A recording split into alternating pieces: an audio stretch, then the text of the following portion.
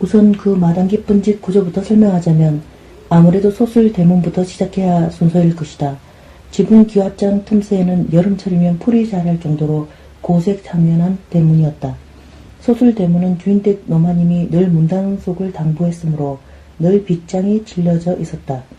주인댁 노마님 말로는 그네가 한참 굽던 세댁 시절 동양 척식 주식회사 대구 지점의 높은 자리에 있던 시어른을 뵈러 시댁 의성에서 가마 타고 대구로 나왔을 적만도 소술 대문은 바깥 마당에는 마국간과 마부 가족이 살던 색한 초가가 있었다고 했다. 그 초가는 어느 무렵인가 없어지고 해방되던 해 가을 함석집 한 채가 들어앉게 되었다. 일본에서 귀국한 주인 아주머니 친척이 날림으로 집을 지어 살았다는 것이다. 그러다 전쟁이 나던 그해 여름 그 가족이 호련히 떠나버리고 새로 들어온 식구가 김천댁이었다. 김천댁 역시 주인 아주머니 친척 부치였다. 그네는 대문 왼쪽 흙담을 헐고 골목길에 가대를 내어 사탕이나 금빵 따위의 아이들 주전부리와 드럼통을 엎어놓고 풀빵을 구워 팔고 있었다. 김이 잔뜩 앉은 근심스러운 얼굴에 겁먹은 작은 눈을 빠끔히 뜨고 있는 김천댁은 아직 학교에 입학할 나이가 안 된 아들 복수리를 데리고 살았다. 그래서 마당 깊은 집 안채 사람들은 늘 닫혀있는 소술대문을 이용하지 않고 바깥 마당 김천댁 가게를 통해 간이 부엌을 거치는 쪽문으로 출입했다. 오직 주인 아저씨와 주인 아주머니만이 그 육중한 소술대문 빗장을 열고는 삐걱대는 대문을 활짝 밀어붙이며 당당하게 외출했다. 그 소술대문 문단속 책임은 김천댁이 맡았다. 바깥 마당과 앞마당 사이에는 하늘색 페인트 칠이 허물을 벗어 얼룩이 진 중문이 있었다. 그 중문을 들었으면 5,000개의 돌계단 아래 땅이 우묵하게 꺼진 50평 정도의 넓은 앞마당이 나타났다. 마당 가운데는 작은 연못이 있었고 연못 주위로 화단이 꾸며져 있었다.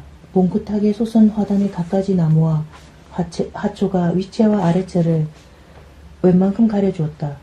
남향으로 앉은 위채는 대청을 가운데 두고 방이 4개인 안채와 한 칸 사랑채로 나누어져 있었다. 위채 두동 한옥은 돌층계 위에 덩실하게 앉은 골기와 집이었다. 사랑채 쪽 마루 끝에는 모양을 낸 난간을 붙여 조선 목조 건축의 격조를 살렸으나 안채는 대청에 유리 끼운 문짝을 달고 서양식 응접 의자를 놓아 한옥도 양옥도 아닌 어정쩡한 모양새를 하고 있었다. 아래채는 안채와 기역자를 이룬 동양으로 행색계나 하던 시절에 행랑 식구가 서슴직한 나지막한 편기와 집이었다. 그래서 아래채에서는 눈을 들고 보아야 할 정도로 5계단 위쪽에 위채가 틀을 잡은 셈이었다. 상하의 법도가 분명했던 시절 지체 높은 사람은 집을 지실 때도 그렇게 높낮이를 두었던 모양이다. 아래채는 크기가 같은 방이 4개였는데 그 무렵 우리 식구가 쓰는 방까지 합쳐 아래채에는 4가구가 살았다. 아래채 뒤라는 바로 담벼락이어서 부엌을 만들어낼 수가 없었다. 그러다 보니 방마다 쪽마루 앞에 판자로 1평 정도의 가구물을 나지막하게 짓고 지붕을 달아 부엌으로 사용하고 있었다. 아래채에 세던 4가구는 모두 피란민들로 그 당시 장간동은 대체로 1~2가구의 피란민이 문간방이나 아래채에 채를 들어 살았다. 우리 식구가 살던 4평이 채 안되는 방은 아래채 가장 끝방으로 변소에서 시작되는 수채 겸한 개굴창이 집 가장자리를 홀러 늘 키키한 냄새가 스며들었다. 본래 아래채에는 방이 2칸이었는데 전쟁이 나자 여러 가구의 세를 들이려 방 가운데 판자백을 만들었으므로 우리 5 식구가 누우면 방 안이 거의 찼고 귀 기울이지 않아도 옆방 말소리가 제잘제잘 들렸다.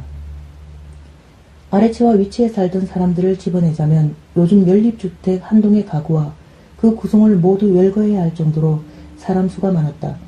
그러나 나는 그 얼굴들 하나하나를 주머니 속에 넣고 다니는 소지품만큼 지금도 또렷하게 기억하고 있다. 첫째 방은 경기도 연백군에서 피란 나온 경기댁 가족이 살았다. 식구는 3이었다. 경기댁은 나이 신 초반이었는데 그 나이로서는 드물게 계승해서 요고까지 다닌 유식한 아주머니였다. 키가 훌쩍 큰 경기댁 아들 흥규씨는 변두리 집가 기공사로 노총각이었다.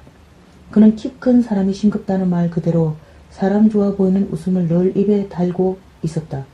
경기댁 딸 미선이 누나는 마당 깊은 집에서 멋쟁이 처녀로 통했는데 늘 끔을 씹었고 입안에서 딱딱 소리내어 터뜨리고는 했다. 둘째 방은 태역 장교인 상위 군인 가족이 살았다. 역시 3 식구였다. 오른팔을 전쟁터에서 잃어 고무팔 달린 새갈고리 2개가 손가락 구실을 하는 준호 아버지는 눈초리가 전쟁터에 적군을 대하듯 날카로웠고 말이 없는 조용한 사람이었다. 얼굴이 죽은 깨 투성이인 준호 엄마는 내가 대구로 갔을 때 임신 중이었다. 5살 배기 준호는 바깥마당에 살던 김천댁 아들 북수리와 비슷한 또래여서 자주 싸우고 금방 친해지는 동무 사이였다. 내 막내 아우 길수는 그 개구쟁이 둘을 졸졸 따라다니며 늘 빙충맞은 짓을 도맡아 했다. 셋째 방은 평양댁 가족이 살았다. 모두 4식구였다. 경기댁보다 나이가 30살 아래인 평양댁은 양키 시장에서 헌군복을 물들여 파는 장사를 하고 있었다. 그네는 딸 하나에 아들 2을 두고 있었다. 가모잡잡한 얼굴에 상급불진 눈이 예쁜 순한 누나는 홍기를 맞은 처녀였다. 늘 불만 가득해 보이는 말라깽이 큰아들 정태씨는 폐가 나빠 집에서 놀고 있었다.